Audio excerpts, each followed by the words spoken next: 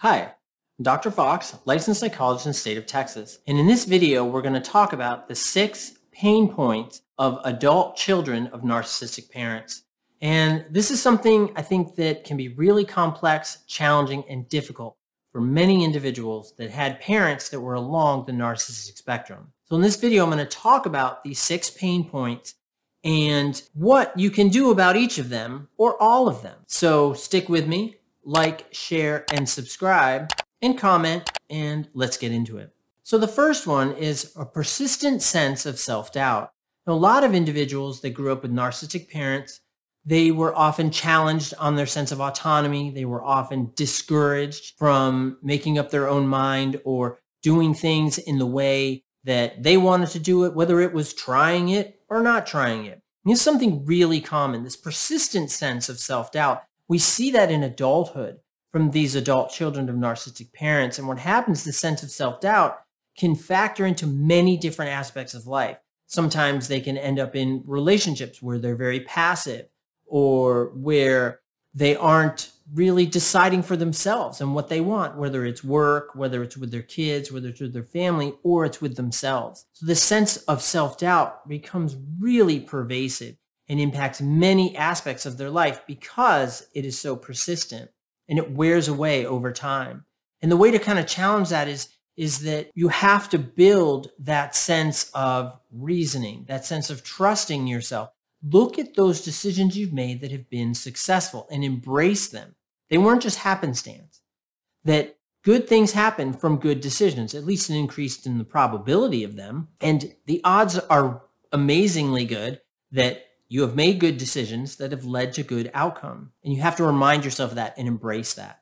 Now, the second pain point is people-pleasing tendencies. And what happens is, of course, individuals, children with narcissistic parents, that they want to please that parent. And that parent sets them up in this sort of, it's like a stimulus response type of paradigm, right? Type of system where that if you want me to love you, you'll please me, but you'll never please me enough so that I love you enough so that you're satisfied or feel confident. So you're always going to be trying to please me. And what happens in adulthood, this carries on.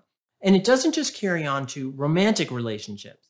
A lot of times it continues with the parents as well, which can be very disruptive to marriages or long-term relationships because the child of the narcissistic parent has almost this built-in programming to try to please that narcissistic parent, to try to get that atta girl, atta boy from that narcissistic parent. And it can be really, really difficult and erode relationships over time. So what we want to do when you're thinking about those people-pleasing tendencies, what I want you to do is I want you to think about what you need. And what are those situations you get into where you have this drive to overly please others? All of us want to feel happy with ourselves, and we want to please others. Human beings, I believe, are innate to please others.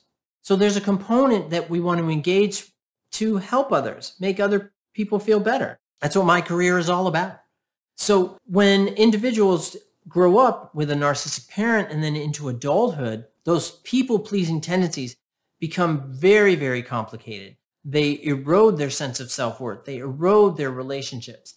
And it's important, again, to go back to the suggestions that I just made that can help you to do things differently. So the next pain point is guilt, shame, and fear about succeeding or being noticed. And this is something that a lot of, certainly, children of narcissistic parents experience, and then into adulthood, it tends to be maintained, that they fear unworthy of success. So a lot of times what they'll do is they'll pull back. When they see themselves getting close to a component of success or reaching a goal, that sense of shame, guilt, doubt will just overwhelm them. And they may select out of that situation. Maybe it's a promotion at work. Maybe it's going after a boy, a girl, a person who you really like, who you would like to date and connect with.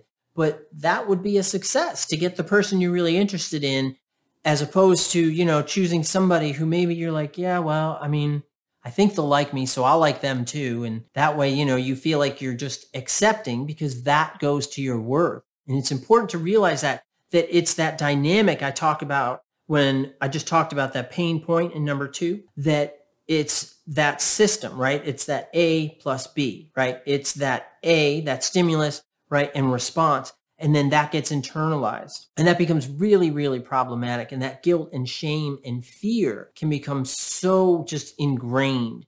But we have to push back on it. And the way we do it is that you have to start telling yourself that you deserve success, that it's okay to be noticed. And you being noticed doesn't mean that everybody else then becomes irrelevant, because that's what the narcissistic sort of parenting style teaches you, right? That if you're noticed, then that means I'm not noticed. If I'm not noticed, then that means I have no worth and value. And if I have no worth and value, you're going to be punished because I have to feel special all the time. And that continues into adulthood, into relationships, into work environments, into friendships, all sorts of things. So you got to push back on that. The next pain point are the insecure or anxious attachment styles. Now, we see this develop in adult children that had narcissistic parents, that they usually develop one or more of the 3 insecure attachment styles. The first is an anxious or preoccupied attachment style. This is also referred to as an anxious-ambivalent in childhood, that I want to be close, but I'm not sure if I should be close. So how do I get close? But I know I want to be close. And it's this intensive internal sense of anxiety that you just can't shake, because you can't be close and then be distant to be close to be distant.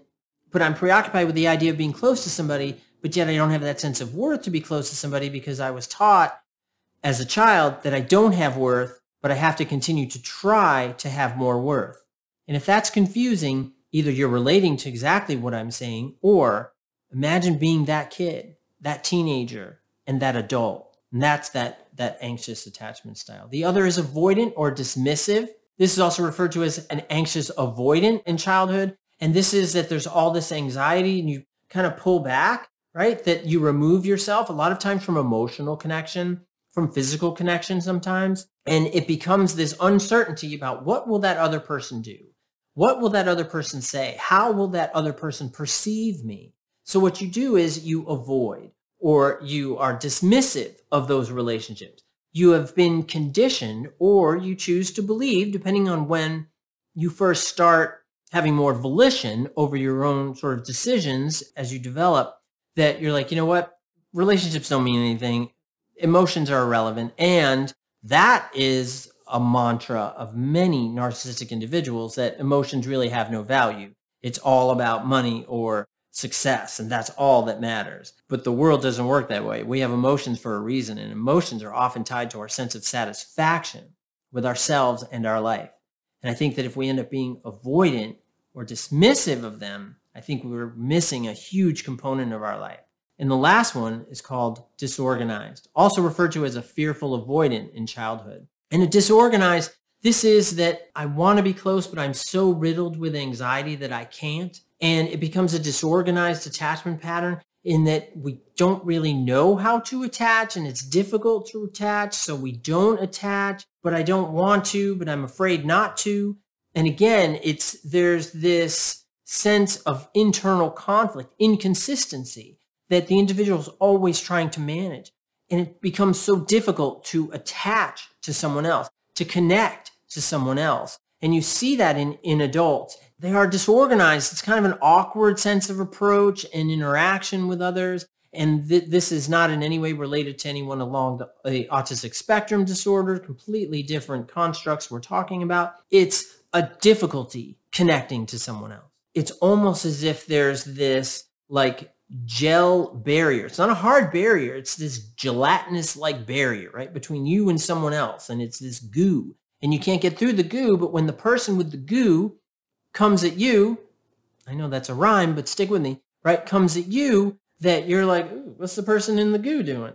And it's harder to connect. So these 3 insecure attachment styles are common to see in varying degrees, or certainly different makeups in different individuals and in adults that have had narcissistic parents. Now, certainly narcissistic parents aren't the only way that individuals develop insecure attachment patterns. Just want to throw that out. But what do we do about it? Is that we have to work on secure relationships, on developing secure relationships. This is something I do with my clients all the time, is that therapeutic relationship becomes that foundational secure relationship. We're rebuilding that secure relationship, not only with yourself, but through our relationship as therapist and client as well. And that's what builds that secure relationship. Because for my clients, if they don't do something right, that's fine. We'll keep on going. The mistakes that they make, that's fine. We'll keep on going. The successes that they make and the amazing things that they come up with and the amazing things that they want to do, man, I am their cheerleader. I don't have pom-poms, but if I did, I'd be shaking them. Okay? All right. Let's go on to the fifth. Now, the fifth pain point is that adults of narcissistic parents have a high likelihood to end up in abusive relationships as adults. And this is because they are likely to tolerate emotional abuse and neglect from unhealthy and malevolent partners.